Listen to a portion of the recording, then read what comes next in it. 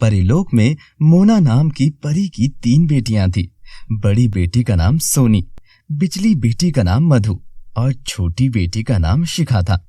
सोनी परी और मधु परी दोनों बहुत ही खूबसूरत परी थी, मगर इन दोनों से भी बहुत सुंदर उनकी छोटी बहन थी।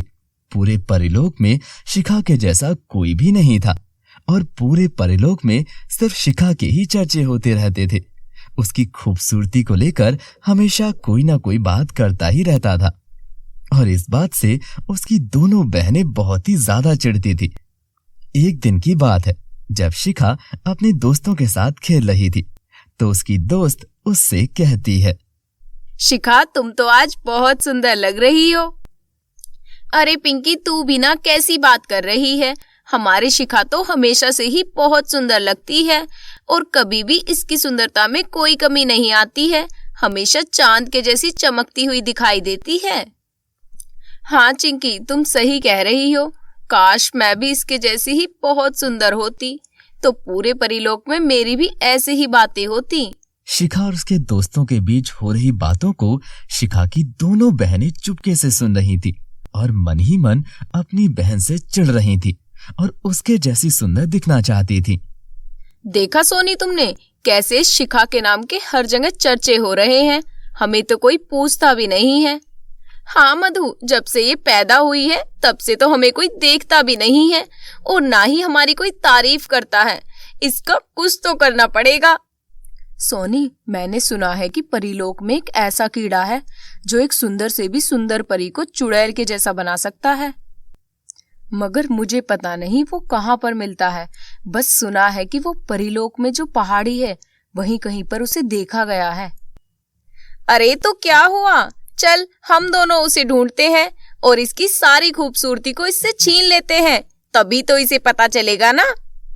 ऐसे कहकर वो दोनों पहाड़ी के पास चली जाती हैं और वहां पर उस कीड़े को ढूंढने लग जाती हैं। बहुत देर तक ढूंढने पर भी वो उन्हें नहीं मिलता है। तभी मधु कहती है, सोनी वो देखो, वहाँ कीचड़ में वो कीड़ा है जिसे हम कब से ढूंढ रहे थे। चलो इसे पकड़ लेते हैं। हाँ हाँ चलो। और वो दोनों उसे पकड़ लेती हैं। तभी मधु कहती है, अब बस हमें चुपके से उसके सिर में इस कीड़े को डालना है। उसके बाद देखना वो बिल्कुल एक चुड़ैल जैसी दिखेगी, क्योंकि इस कीड़े से ऐसी बीमारी होती है जिसका इलाज कहीं भी नहीं है, किसी के पास नहीं है। तो देर किस बात की है, चलो अब जल्दी से। ऐसा कहकर वो दोनों वहां से चली जाती हैं और अपने घर आ जाती हैं। रात को जब शिखा सो जाती है तो मधु और सोनी चुपके से आकर उसके सिर के पास उस कीड़े को छोड़ देती हैं और वहां से चली जाती हैं। अब पहले दिन से ही शिखा के थोड़े थोड़े बाल झड़ना शुरू हो जाते हैं। शिखा जब ये देखती है तो उसे लगता है कि ये शायद ऐसे ही टूट गए होंगे, मगर दोनों बहनों को पता था कि ये सब क्यों हो रहा है और वो ये देखकर बहुत खुश हो रही थी। शिखा अब मजा आएगा, अभी तो पिक्चर शुरू हुई है, आगे आगे देखना क्या होता है। जिस सुंदरता का तुझे इतना घमंड था, अब देखना वो सारी सुंदरता तेरी कैसे गायब होती है। कुछ दिन बाद शिखा के पूरे शरीर पर बड़े बड़े काले धब्बे हो जाते हैं और उसके सारे बाल झड़ जाते हैं और अब वो पूरी गंजी हो चुकी थी। ये देखकर शिखा को बहुत ही बड़ा झटका लगा और वो उदास होकर रोने लगी कि उसके सारे बाल टूट गए और अब उसके शरीर पर बड़े बड़े काले धब्बे हर जगह थे। उसका पूरा चेहरा काला और बदसूरत हो चुका था। वो रोते हुए अपनी माँ के पास जाती है और कहती है, माँ देखो ना मुझे क्या हुआ है, मेरे सारे बाल टूट गए हैं और अब देखो मेरी पूरी बॉडी पर ये काले धब्बे भी हो गए हैं। माँ इसे ठीक कैसे करूं? बेटी शिखा, अब ये कभी भी ठीक नहीं हो सकता है।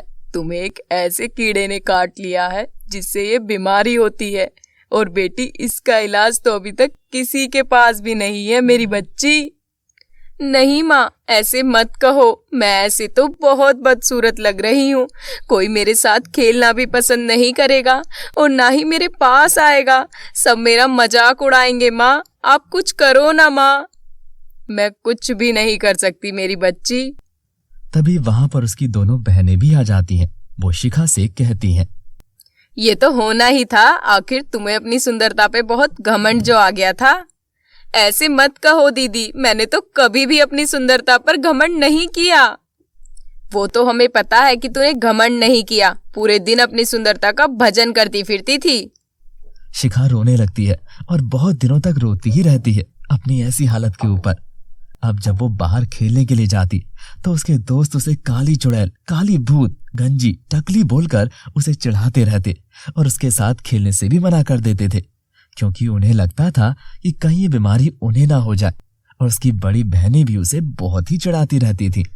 देखो गंजी कैसे अब अपने कमरे में शांत बैठी हुई है। हाँ बहन, आखिर इसे इसका फल मिल ही गया, गंजी चुड़ैल कहीं की। चलो बहन, अब हम अपनी दोस्त की जन्मदिन की पार्टी में चलते हैं, इसे तो यहीं पड़े रहने दो। दीदी मैं भी आपके साथ पार्टी में जाना चाहती हूँ। चुपचाप यहीं पड़ी रहे, समझी, गंजी काली चुड़ैल कहीं की। अपने साथ हमारी भी बेइज्जती करवाएगी वहां पर। हम नहीं लेकर जाएंगे तुझे अपने साथ कहीं भी। चुपचाप से यहीं पड़ी रहे और अपनी ये खराब शक्ल देखती रहे। ये सुनकर वो रोते हुए अपनी माँ से सारी बात बता देती है, तो उसकी माँ दोनों बहनों को डांटती है और उन्हें शिखा को अपने साथ ले जाने के लिए कहती हैं। दोनों मान जाती हैं और उसे अपने साथ ले जाती हैं। तभी रास्ते में उन्हें एक गाय खून में लथपथ दिखती है। छी, कितना गंदा है ये, मुझे तो उल्टी हो रही है। क्या तुम्हें यही रास्ता मिला था जाने के लिए? चलो किसी दूसरे रास्ते से चलते हैं। हाँ चलो। मगर दीदी ये बहुत ही बुरी हालत में है, हमें इसकी मदद करनी चाहिए। ए शिखा की बच्ची, तुझे अगर मदद करनी है तो कर, मैं अपने अच्छे और साफ हाथों से इसे नहीं छूने वाली। अच्छा ठीक है, मैं इसकी मदद करूंगी। ठीक है, हम जा रहे हैं, तेरे लिए नहीं रुकेंगे। ठीक है दीदी, आप जाओ, मैं वापस घर चली जाऊंगी। वो दोनों वहां से चली जाती हैं। शिखा उस गाय का इलाज करती है, उस पर जड़ी बूटियां लगाकर उसे ठीक कर देती है और फिर अपने घर लौटने लगती है। दीदी तो गई, अब मुझे घर ही चले जाना चाहिए। अब ये गाय भी ठीक है। वो जैसे ही घर जाने लगती है कि तभी वो गाय रानी परी में बदल जाती है और शिखा से कहती है, बेटी शिखा, तुम सच में बहुत ही अच्छी परी हो। तुमने अपने से ज्यादा एक गाय की चिंता की, यही बात तुम्हें एक अच्छी परी बनाती है। इसलिए मैं तुमसे प्रसन्न होकर तुम्हें कुछ देना चाहती हूँ। वो अपनी जादुई छड़ी घुमाती है और उसे पहले से भी खूबसूरत सोने जैसे चमकते बाल दे देती है और उसके सारे धब्बे गायब हो जाते हैं। सोने के बालों में वो बहुत ही सुंदर लग रही थी, पहले से भी बहुत ज्यादा। अब तुम्हें कभी कोई परेशान नहीं कर पाएगा बेटी। अब तुम घर जाओ और हमेशा दूसरों की ऐसे ही मदद करते रहना। शिखा खुशी से अपने घर जाती है और अपनी माँ को सारी बात बताती है। ये तो बहुत ही अच्छी बात है बेटी, रानी परी ने तुम्हें पहले से भी सुंदर बना दिया है। अब पूरे परीलोक में तुम्हारे जैसा कोई भी नहीं होगा। दोनों बहनें भी वहीं पर थीं और अपनी बहन को पहले से भी खूबसूरत देखकर वो मन ही मन और जलने लगती हैं। मगर अब शिखा पर रानी परी का आशीर्वाद था, इसीलिए उसे कोई भी परेशान नहीं कर सकता था।